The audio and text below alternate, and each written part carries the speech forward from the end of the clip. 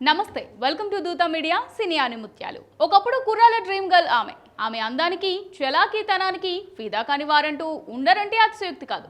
తన అందాలతో సినీ పరిశ్రమనే ఒక ఊపు ఊపేసిన చిన్నది ఆమె. ముద్దుగా బొద్దుగా ఉంటూ బోల్డ్ సీన్స్ తో కుర్రకారు బుర్రపాటు చేసిన బ్యూటీ. తొలి చిత్రంతోనే బ్లాక్ బాస్టర్ హిట్ అందుకొని తానేంటో సినీ ప్రపంచానికి చెప్పిన యాక్టర్. కన్నడ, తెలుగు, తమిళంలో తనకంటూ ప్రత్యేక గుర్తింపు తెచ్చుకున్న అందాల రాక్షసి ఆవిడే మన కన్నడ ముదుగుమ్మ రక్షిత అలియా శ్వేత గురించి నేటి సినీ అనుముత్యాల్లో తెలుసుకుందాం. రక్షిత అసలు పేరు శ్వేత. 1984 మార్చి 31న కర్ణాటకలోని బెంగళూరులో బీసీ గౌరీశంకర్, మమతారావు దంపతులకు జన్మించారు. ఆమె తండ్రి గౌరీశంకర్ సినిమాటోగ్రాఫర్ కాగా తల్లి మమతారావు నటి. ఇద్దరు కన్నడ చిత్రాల్లో పనిచేసేవారు. రక్షిత సినిమాలోకి రావడానికి ముందు కృష్ణమూర్తి కవతార్ ఆధ్వర్యంలో యాక్టింగ్ నేర్చుకున్నారు. ఇదే క్రమంలో కన్నడ సినీ పరిశ్రమ నుంచి ఆహ్వానం అందింది. నిర్మాత పార్వతమ్మ రాజ్ కుమార్ తెరకెక్కించిన అప్పు మూవీలో కథానాయికగా ఛాన్స్ కొట్టేశారు. ఇదే సమయంలో తన పేరును రక్షితగా మార్చుకున్నారు. కన్నడలో సూపర్ హిట్ అందుకునే రక్షితకు టాలీవుడ్, కోలీవుడ్ నుంచి కూడా పిలుపు వెళ్ళింది. అప్పు సినిమాను తెలుగులో ఈడియట్ గా, తమిళంలో ధమ్ గా రీమేక్ చేశారు. ఈ రెండు చోట్ల రక్షితే కథానాయిక పాత్ర పోషించారు.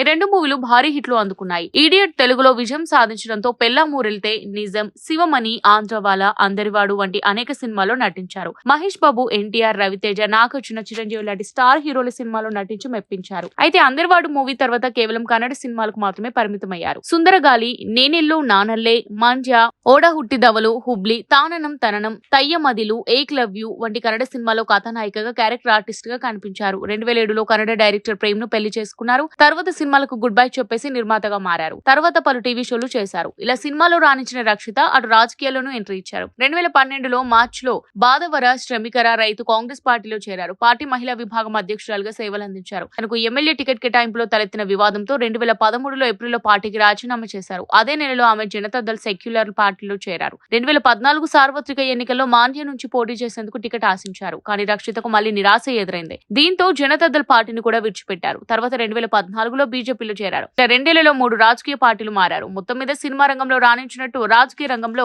రాణించలేకపోయారని చెప్పవచ్చు. రక్షిత జీవితం మరింత గొప్పగా సాగాలని కోరుకుంటూ నేటి సినీ అనుముత్యాలకు సెలవు తీసుకుందాం. రైట్, ఇక ఇది వాళ్ళ స్పెషల్ స్టోరీ. కీప్ వాచింగ్ దూత మీడియా.